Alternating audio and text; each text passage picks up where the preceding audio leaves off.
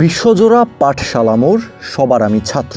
কবি সুনির্মল বসুর সবার আমি ছাত্র কবিতার এই দুইটা লাইন সবারই নিশ্চয়ই মনে আছে। ক্রিকেট বিশ্বেও ঘটে গেছে ঠিক এমনই একটা ঘটনা।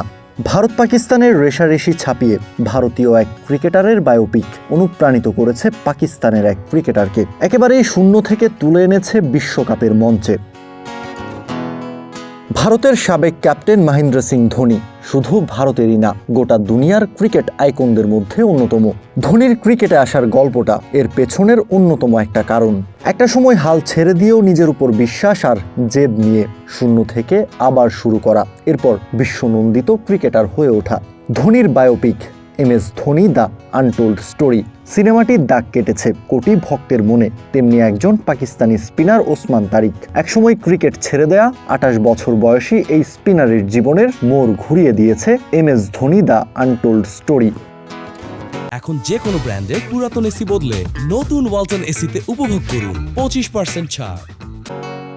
পাকিস্তানের খাইবার পাখতুনখোয়ার নওশেরা জেলার লম্বা চওড়া গড়নের এই ক্রিকেটার মাত্র 4 বছর বয়সে হারান নিজের বাবাকে। পরিবারের একমাত্র উপার্জনক্ষম ব্যক্তি হওয়ায় 2015 সালে কাজের সন্ধানে পাকিস্তান ছেড়ে দুবাইতে পাড়ি জমান ওসমান তারিক।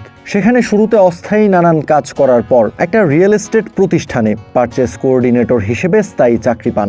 তখন তিনি ক্রিকেট প্রায় ছেড়েই দিয়েছিলেন। 2016 সালের শেষ দিকে তার জীবনে আসে বড় পরিবর্তন।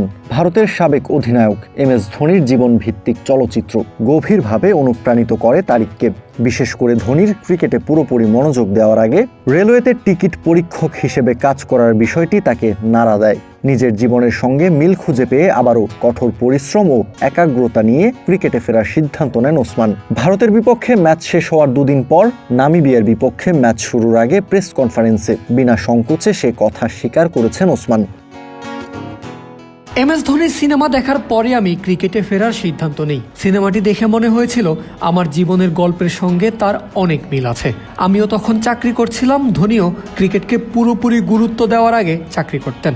আমি ভাবলাম যদি তিনি সাধারণ অবস্থা থেকে উঠে এসে ইতিহাস গড়তে পারেন তাহলে আমিও চেষ্টা করতে পারি। তবে তার মতো সফল হতে হলে কঠোর পরিশ্রমের বিকল্প নেই। ধোনির গল্পই আমাকে আবার মাঠে ফিরিয়ে এনেছে।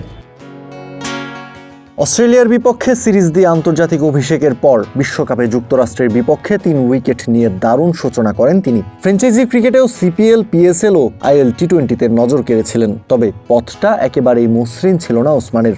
অস্ট্রেলিয়া সিরিজেই তার বোলিং অ্যাকশন নিয়ে প্রশ্ন ওঠে। ভারত ম্যাচের আগে তা আরও তীব্র হয়। ভক্ত থেকে শুরু করে গণমাধ্যম এবং সাবেক ক্রিকেটাররা তার অ্যাকশন ও ডেলিভারি নিয়ে আলোচনা শুরু করেন। তবুও শান্ত ছিলেন ওসমান তারিক।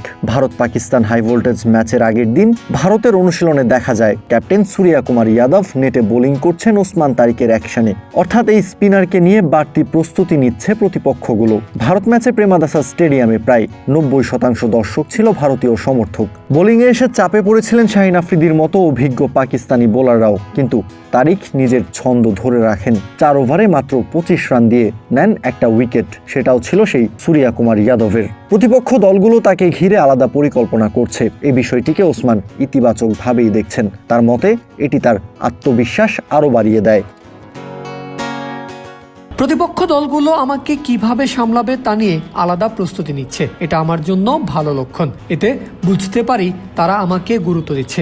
বিষয়টি আমাকে আরও আত্মবিশ্বাসী করে তোলে। আমি প্রতিটি মুহূর্ত উপভোগ করছি। ভারত পাকিস্তান ম্যাচ প্রসঙ্গে তিনি বলেন, এমন ম্যাচ বিশ্বজুড়ে কোটি কোটি মানুষ দেখে। ভবিষ্যতে সুযোগ পেলে তিনি আরও ভালো পারফরমেন্স করতে চান। ভারত পাকিস্তান ম্যাচ বিশাল একটা মঞ্চ। আমি এটাকে নিজের নাম তুলে ধরার বড় সুযোগ হিসাবে দেখছিলাম। সর্বোচ্চ চেষ্টা করেছি, কিন্তু ব্যক্তিগতভাবে মনে হয়েছে প্রত্যাশা মতো খেলতে পারিনি। আবার যদি এমন ম্যাচ খেলার সুযোগ পাই, আগের চেয়ে অনেক ভালো করতে চাই।